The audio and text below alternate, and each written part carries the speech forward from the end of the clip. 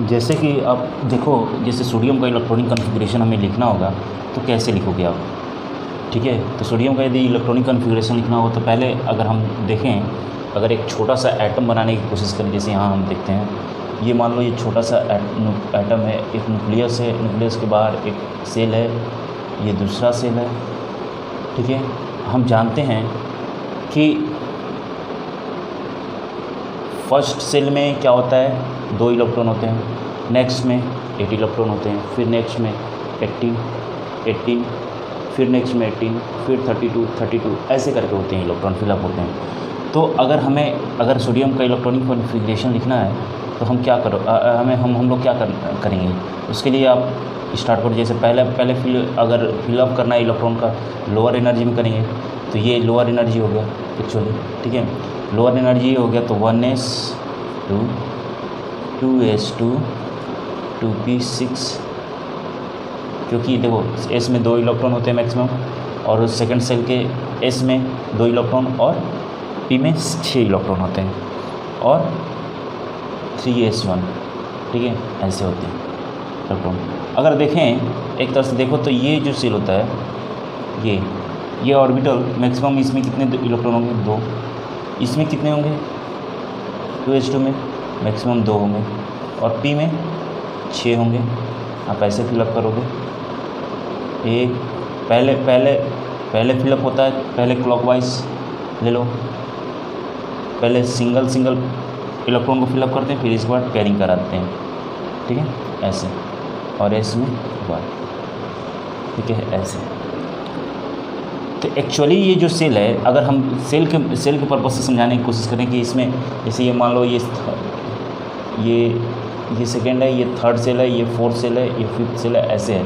तो इसमें हम क्या फिलअप करेंगे? 2 भरेंगे, इसमें 8 भरेंगे, इसमें 18 भरेंगे, इसमें 18 भरेंगे, फिर इसमें क्या करेंगे? 32 भरेंगे, फिर नेक्स्ट वाले में 32, ऐसे करके फिलअप करते हैं। मैक्सिमम सेल में, एक सेल में कितने मैक्सिमम इलेक्ट्रॉन हो सकते हैं? पहले सेल में कितने हो सकते हैं, सेकंड सेल में कितने हो सकते हैं, थर्ड सेल में कितने हो सकते हैं, फिर फोर्थ सेल में कितने हो सकते हैं, वो मैक्सिमम इलेक्ट्रॉन की कंडीशन है। लेकिन अगर हमको मालूम चल गया कि नहीं सोडियम का निकालना है इलेक्ट्रॉनिक कॉन्फ़िगरेशन, तो उसको कैसे लिखेंगे? तो पहले लोअर एनर्जी से हाई एनर्जी की तरफ चलते हैं, फिलअप करते हैं। ठीक है, तो electronic configuration increasing order of energy ही होता है। तो उस बेसिस पर देखें तो s में 2 इलेक्ट्रॉन, 2s में 2 इलेक्ट्रॉन, और 2p में 6 इलेक्ट्रॉन्स। तो ये एक्चुअली के सेल से बिलोंग करता है। देखो मैक्सिमम 2 इलेक्ट्रॉन फिल करेंगे तो शुरुआत वाला करेंगे तो ये किस सेल में जाएगा? के सेल में जाएगा। और सेकेंड सेल की बात करें तो ये 2p होता है, ये के एल सेल में जाएगा, ये एल सेल में जाएगा। और 3s 3p यहाँ से, ये अगर एनर्जी ऑर्डर को ना फॉलो करें तो 4s को बाद में लिखेंगे और 3d को पहले लिखेंगे। तो ये जब हम एनर्जी के ऑर्डर में लिखेंगे तो 3 के जितने भी टर्म्स होंगे, 3s 3p और 3d एक साथ आएंगे। अगर एनर्जी ऑर्डर फॉलो ना करें, अगर इलेक्ट्रॉनिक कॉन्फ़िगरेशन की एनर्जी ऑर्डर नहीं फॉलो करते हैं, तो जब इलेक्ट्रॉनिक कॉन्फ़िगरेशन लिखोगे तो क्या लिखोगे आप? लिखोगे क्या? 1s2 2s2 2p6 3s2 3p6 3d 10। देखो यहाँ हम एनर्जी ऑर्डर को फॉलो नहीं कर रहे हैं, हम केवल सेल को समझाने की कोशिश करें कि एक सेल में कौन कौन से सब सेल मौजूद होते हैं, पहले में कौन कौन से सब सेल मौजूद होते हैं, नेक्स्ट में कौन से होते हैं।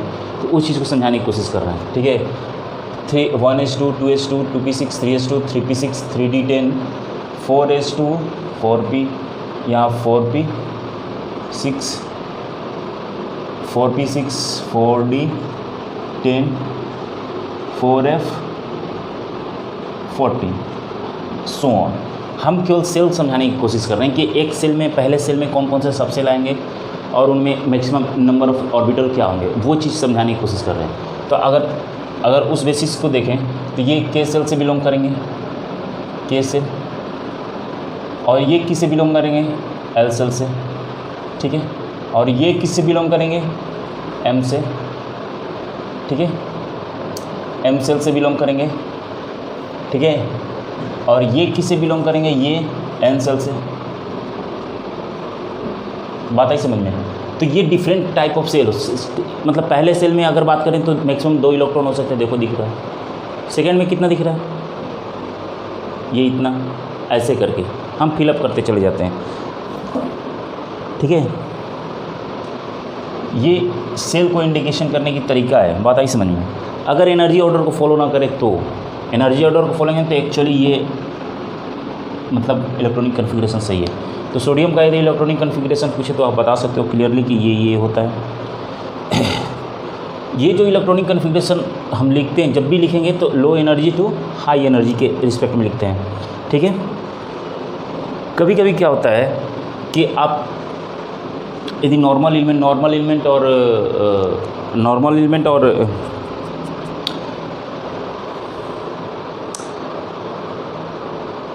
कभी कभी क्या होता है कि नॉर्मल एलिमेंट और इनर्ट जो ये क्या होते हैं, जैसे कभी कभी डी ब्लॉक के एलिमेंट से ट्रांजिशन एलिमेंट से कंपेयर करता है, तो उस केस में पूछता है कि बताइए मतलब कितने सेल खाली होते हैं, कितने सेल मतलब आप इलेक्ट्रॉन फिलअप करते हो। अगर जैसे एग्जांपल के तौर पे हम देखें, पहले लिखते हैं एग्जांपल तब समझाने की कोशिश करते हैं। जैसे हम नॉर्मल एलिमेंट पोटेशियम का ले लेते हैं, 19 होता है, तो इसका लिखना होगा तो क्या लिखोगे, 1s2 2s2 2p6 3s2 3p6 4s1। ठीक है, और हम स्कैडियम का लेते हैं, स्कैडियम 21 होता है। ठीक है, 1s2 2s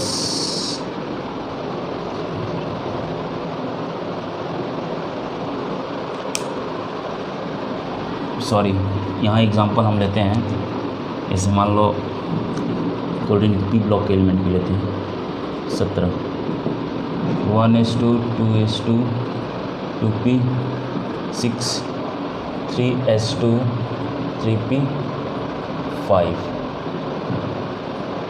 क्योंकि 17 होने चाहिए तो 17 इलेक्ट्रॉन भी होने चाहिए। अगर जितनी प्रोटॉन की संख्या होती है उतनी ही इलेक्ट्रॉन की संख्या होती है, और वहीं उसका एटॉमिक नंबर होता है। तो 2 2 4 2 4 6 10 10 7 17। ठीक है, स्कैडियम की यदि बात करें, स्कैडियम की 1s2 2s2 2p6 3s2 3p6 4s2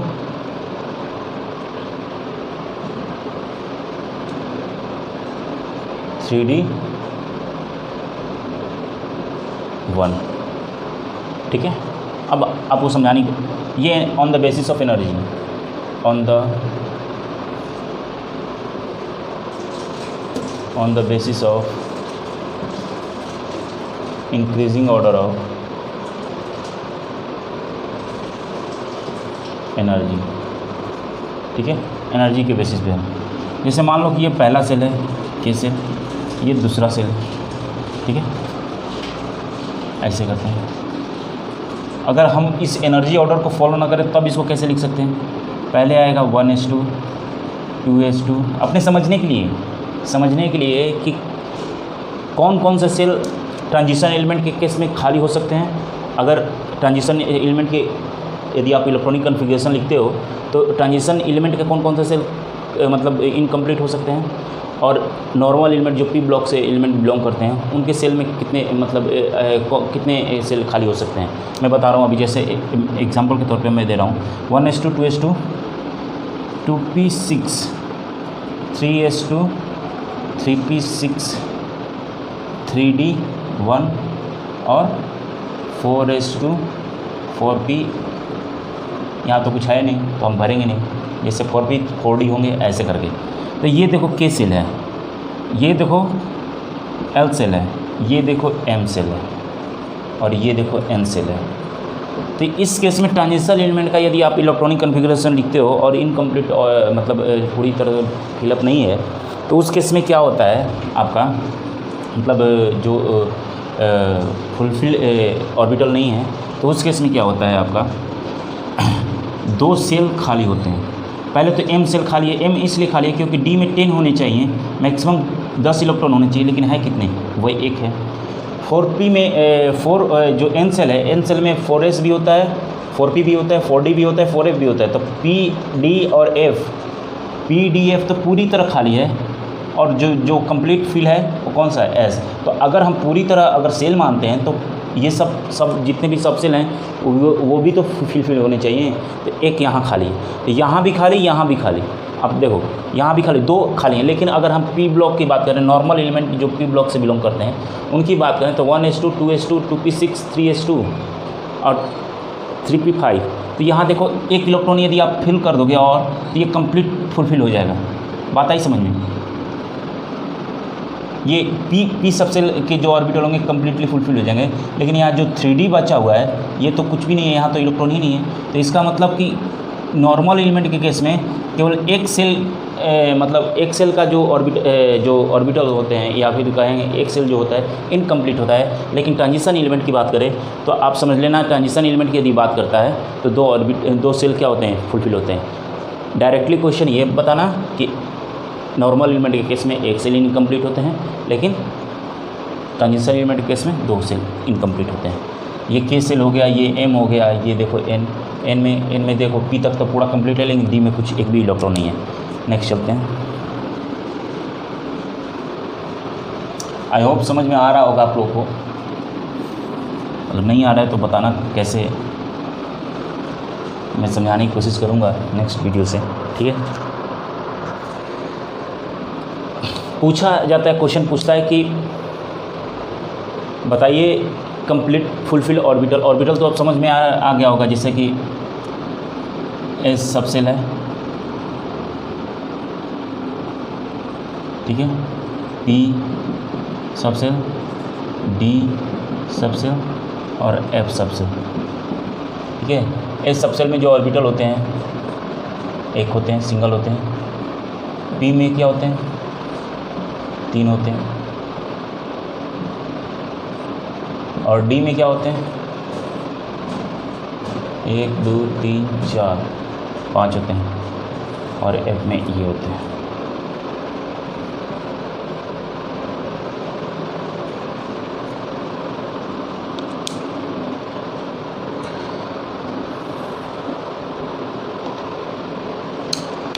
अगर बोल दिया कि हम एक इलेक्ट्रॉन ऐसे फिलअप किए, और नेक्स्ट P की बात करें, ये फिलअप कर रहे हैं, बताइए कौन सा ऑर्बिटल स्टेबल है, हाफ फील्ड या फुल फील्ड। या हाफ फील्ड ऑर्बिटल है, हाफ फील्ड है, और ये फुल फील्ड है, ठीक है। हाफ फील्ड ऑर्बिटल स्टेबल होगा या फुल फील्ड ऑर्बिटल स्टेबल होगा? तो आप बोलना फुल फील्ड स्टेबल होगा। Full field is more stable than half field. Why? कहा जाता है कि किसी भी एटम या मॉलिक्यूल या किसी भी एलिमेंट को यदि स्टेबल रखना है तो उसकी पोटेंशियल एनर्जी कम होनी चाहिए। यानी रखना क्या है, अगर कोई भी एलिमेंट नेचर में यदि स्टेबल आपको पाया जाता है तो उसकी पोटेंशियल एनर्जी कम होती है। पोटेंशियल एनर्जी मतलब जिसको हम एक्सचेंज एनर्जी बोलते हैं। अब यहाँ एक्सचेंज एनर्जी से ये समझो कि ये जो ऑर्बिटल होते हैं, अलग अलग 3 ऑर्बिटल हमने लिखा है। ऑर्बिटल में जितने भी इलेक्ट्रॉन जो सेम स्पिन के दिख रहे हैं, जैसे ये क्लॉकवाइज है, ये एंटी क्लॉकवाइज है, तो ये क्लॉकवाइज, ये भी क्लॉकवाइज, ये भी क्लॉकवाइज, ये आपस में एक्सचेंज होते रहते हैं। ये वाला यहाँ जाएगा, ये वाला यहाँ आएगा, ये वाला यहाँ भी जा सकता है, ये वाला यहाँ भी आ सकता है, मतलब एक्सचेंज होते रहते हैं सेम। यानी क्लॉकवाइज के जितने भी इलेक्ट्रॉन होते हैं अब आपस में क्या होते हैं, एक्सचेंज होते रहते हैं, ठीक है। और एंटी क्लॉकवाइज वाले जितने भी इलेक्ट्रॉन होते हैं आपस में एक्सचेंज होते हैं। यानी क्लॉकवाइज वाला आपस में एक्सचेंज होते हैं, एंटी क्लॉकवाइज वाला आपस में एक्सचेंज होते हैं। तो कहा जाता है कि हाफ फील्ड के दौरान क्या होता है, हाफ फील्ड के जब हम हाफ फील्ड की बात करेंगे तो मैक्सिमम नंबर ऑफ एक्सचेंज क्या हो सकते हैं। पहला एक्सचेंज तो ये पॉसिबल है कि ये इससे एक्सचेंज हो सकता है, यानी ये वाला उठकर यहाँ चला है, ये वाला यहाँ चला है। दूसरा ये इससे एक्सचेंज कर सकता है। और तीसरा पॉसिबिलिटी है क्या, ये इससे ये कर सकता है, ये वाला, यानी ये दोनों से एक्सचेंज कर सकता है, ये केवल एक से एक्सचेंज करेगा, ये अभी फिलहाल में, क्योंकि एक से ये एक पहले ही ऑलरेडी एक्सचेंज कर चुका है। तो आप सोचो मैक्सिमम नंबर ऑफ एक्सचेंज कितने आ रहे हैं, 3 आ रहे हैं। इस केस में एक तो इससे करेगा, एक तो इससे करेगा एक्सचेंज, दूसरा इससे करेगा एक्सचेंज, ठीक है। फिर ये वाला इससे कर सकता है उसी तरह। तो मैक्सिमम 3 क्लॉकवाइज में, और ये देखो फुलफिल्ड है तो 3 हाफ फील्ड, अगर ये फुलफिल्ड इलेक्ट्रॉन है तो ये 3 एक दूसरे से एक्सचेंज करेंगे ऐसे, और ये वाला ऐसे करेगा। मैक्सिमम 3 ऊपर 3 नीचे, मैक्सिमम नंबर ऑफ एक्सचेंज कितना हो रहा है? 3 ऊपर, इस केस में केवल 3 हो रहा है, इस केस में 3 ऊपर 3 नीचे, टोटल 6 एक्सचेंज हो रहा है। यानी 6 बार इलेक्ट्रॉन की एक्सचेंज हो रहा है और यहाँ पे 3 ही बार एक्सचेंज हो रहा है। तो इसका मतलब जितना, और होता क्या है एक्सचेंज के दौरान, large amount of potential energy, जिसको एक्सचेंज एनर्जी बोलते हैं, जब ये इलेक्ट्रॉन अपनी पोजीशन को मतलब छोड़ते हैं तो क्या होता है, यहाँ से एनर्जी लिबरेट होती है। ये एनर्जी लिबरेट होती है ऐसे, बात आई समझ में। इस एनर्जी को क्या बोलते हो आप? Exchange energy. क्या बोलते हो? एक्सचेंज एनर्जी, ठीक है। इस एनर्जी को क्या बोलते हो आप? Exchange energy. इसमें से भी निकलेगा, ठीक है, इधर से निकलेगा। तो ये एनर्जी क्या है? Maximum number of energy liberate हो रहे हैं इसमें, और इसमें कम हो रहा है। तो हम बोल रहे हैं exchange energy equal to potential energy होता है। और किसी भी एटम को यदि स्टेबल रखना है या किसी भी एलिमेंट को यदि आपको स्टेबल रखना है तो आपको करना क्या पड़ेगा? आपको एक ही काम करना पड़ेगा कि maximum number of potential energy उस एटम या उस एलिमेंट का कम हो। अगर ज़्यादा से ज़्यादा एक्सचेंज एनर्जी निकल रहे हैं तो इसका मतलब ये हो गया कि पोटेंशियल एनर्जी कम हो रही है अंदर, और जितनी कम होगी उतना ही वो एटम स्टेबल होगा। बात आई समझ में? किसी भी एलिमेंट का एटम हो, जितना नंबर ऑफ एक्सचेंज एनर्जी ज़्यादा होगा उतना ही वो स्टेबल होगा। दैट इज़ पोटेंशियल एनर्जी उस एटम का घटेगा। डिक्रीजिंग पोटेंशियल एनर्जी, डिक्रीज ऐसे लिख लेना, greater the maximum number of exchange, lower will be potential energy, ठीक है। लोअर विल भी क्या होगा? Potential energy, and greater will, more will be stability of atom, ठीक है। तो इसीलिए बोलते हैं कि फुलफिल्ड जितने भी इलेक्ट्रॉन होते हैं वो स्टेबल होते हैं और in compare to half field. अब बताओ हाफ फील्ड के केस में इसकी बात करें तो देखो एक सिंगल पेयरिंग कर रहे हैं ना, तो सिंगल पेयरिंग कर रहे हैं तो ये हाफ फील्ड हो गया। अगर इसी को हम फुलफिल्ड के टर्म में इसको अब मिटा दे रहे हैं, ठीक है। इस केस में बात करें 1 2 3 4 5, अब बताओ ये कितने, ये जो हाफ फील्ड है ये 5 इलेक्ट्रॉन है और सेम स्पिन के हैं, क्योंकि हमने शुरुआत में ही बताया है कि पहले एक इलेक्ट्रॉन सेम स्पिन के भरते हैं, फिर इसके बाद पेयरिंग कराते हैं। तो हमारे पास मान लो कि मैक्सिमम 5 इलेक्ट्रॉन होगा किसी ऑर्बिटल में भरने के लिए, और इसमें 10 इलेक्ट्रॉन है किसी ऑर्बिटल में भरने के लिए, तो ये हाफ फील्ड होगा, ये फुलफिल्ड होगा। ये हाफ फील्ड है, ये फुलफिल्ड होगा, फुलफिल्ड ऑर्बिटल होगा, ठीक है। ये डी ब्लॉक के केस में बता रहा है। तो अब ये बताओ कि इस केस में यदि अगर हमको एक्सचेंज देखना है कि मैक्सिमम नंबर ऑफ एक्सचेंज कितने हो रहे हैं, तो मान लो कि पहली बार तो एक्सचेंज इससे करेगा, दूसरा इससे करेगा, तीसरा इससे करेगा, और चौथा इससे करेगा। एक एक्सचेंज ये हो गया। दूसरा नेक्स्ट एक्सचेंज हो सकता है ऐसे, समझ लो, ये वाला इससे एक्सचेंज करें, ये वाला इससे एक्सचेंज करें, और ये वाला इससे एक्सचेंज करें, ठीक है। तो 4 नीचे, अभी 3 ऊपर हुआ। अब ये वाला इससे भी तो एक्सचेंज कर सकता है ऐसे, और फिर एक ऐसे एक्सचेंज कर सकता है। तो 2 ये हो गए, ठीक है, और एक इससे एक्सचेंज कर सकता है। देखो total number of exchange counting करना, लाइनिंग का काउंटिंग कर लो, 1 2 3 4 5 6 ऊपर और 4 नीचे। टोटल नंबर ऑफ एक्सचेंज कितने हुए? 10 हो रहे हैं।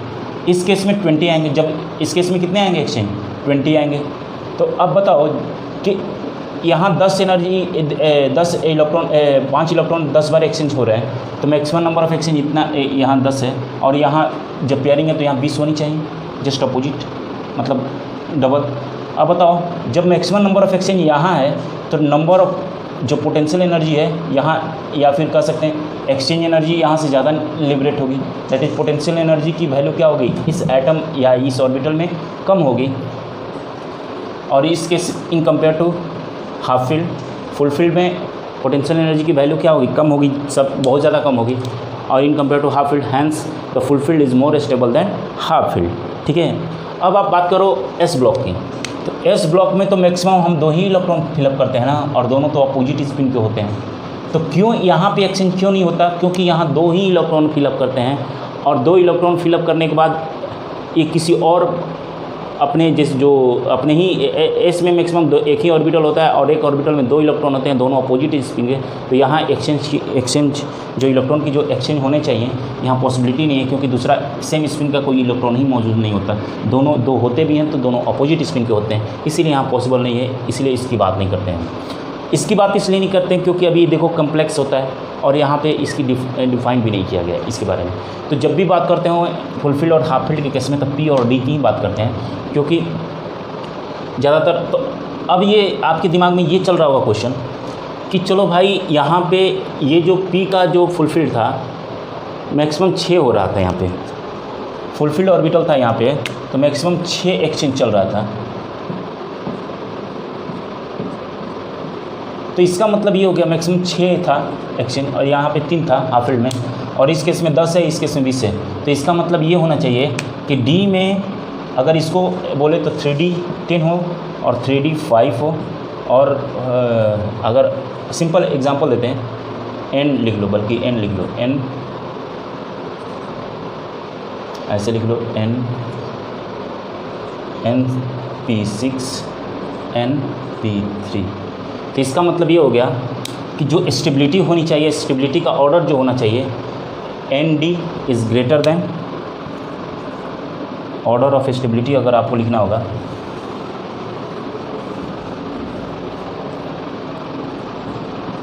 Order of stability, sorry,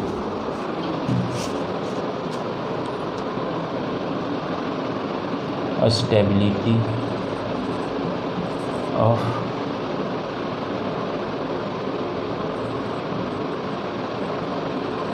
different half filled and full filled orbital is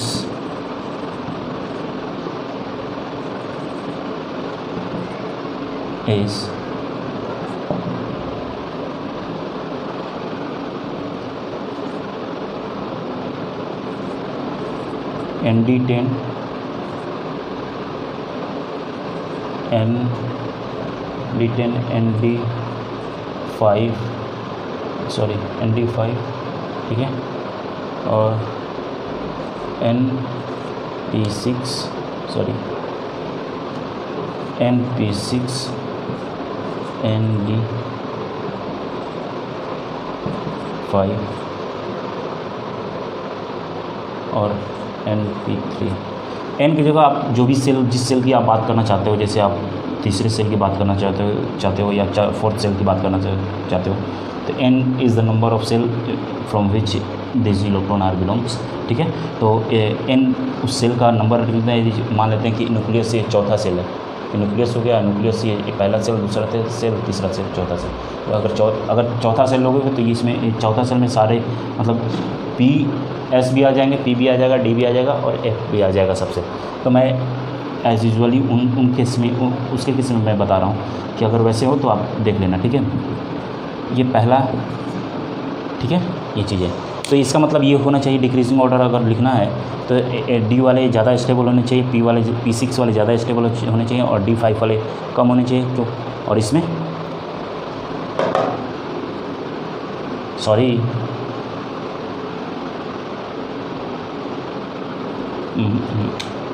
ND5 और NP6 और NP3 ऐसे, हाँ सही है, ठीक है, ऐसे।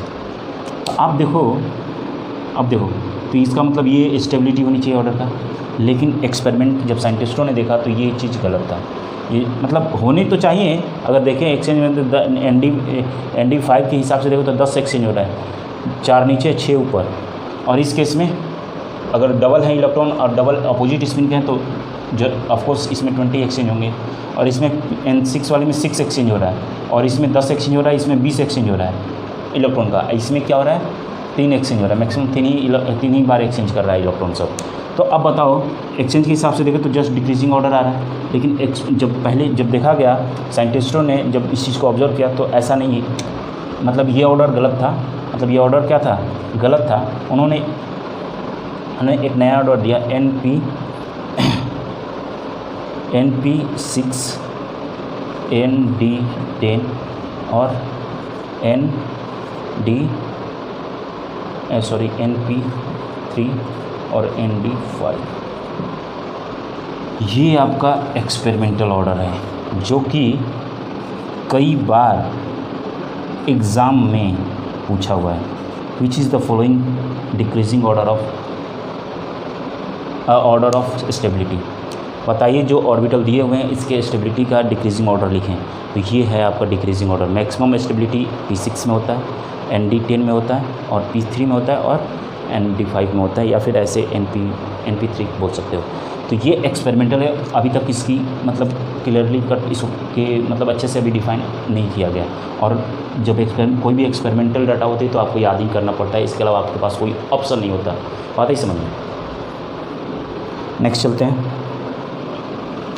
ये सेल के सारे प्रॉपर्टी हम बता रहे हैं, ठीक है। नेक्स्ट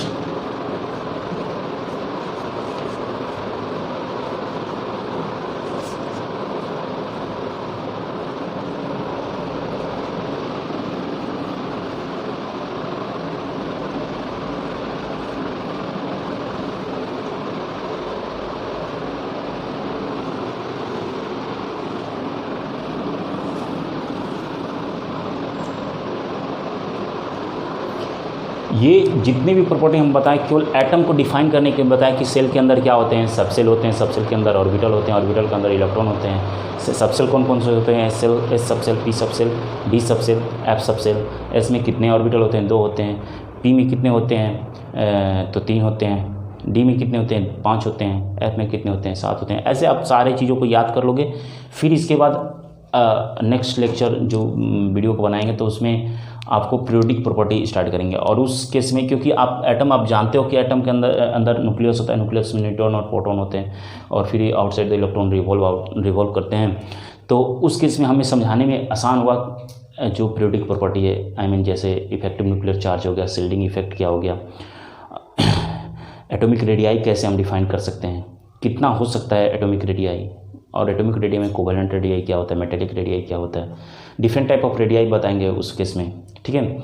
और इलेक्ट्रोनेगेटिविटी क्या होती है, इलेक्ट्रॉन एफिनिटी क्या होता है, ठीक है। हाइड्रेशन एनर्जी क्या होती है, हाइड्रा एसिड क्या होता है, ऑक्सी एसिड क्या होता है। ये सारी पीरियोडिक प्रॉपर्टी हैं। पहले एक एक करके मैं जब स्टार्ट करूँगा नेक्स्ट टाइम, तो अब पीरियोडिक प्रॉपर्टी में क्या करूँगा कि उस केस में पहले सब प्रॉपर्टी लिख दूँगा कौन कौन से पढ़ना है, और फिर इसके बाद नेक्स्ट एक एक करके मैं एक एक का सेपरेट वीडियो में बनाता चला जाऊँगा। तो है आपसे एक ही रिक्वेस्ट है कि इस चैनल को ज़्यादा से ज़्यादा शेयर करें, ज़्यादा से ज़्यादा सब्सक्राइब करें और लाइक करें और बेल आइकन दबाएं, ठीक है, ताकि आपको नोटिफिकेशन पहले मिले। क्योंकि यहाँ पे बायोलॉजी के साथ साथ केमिस्ट्री भी पढ़ाया जाता है।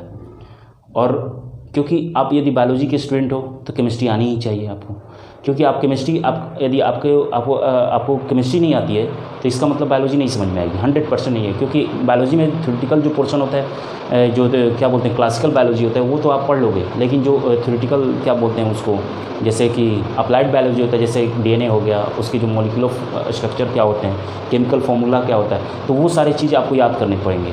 तो उसके लिए आपको केमिस्ट्री आनी चाहिए, ठीक है। तो आपसे हाय गाइस, आपसे एक ही रिक्वेस्ट है कि आप इस चैनल को लाइक, सब्सक्राइब और शेयर ज़रूर करें, ताकि ये वीडियो एक अच्छे स्टूडेंट के पास पहुँचे।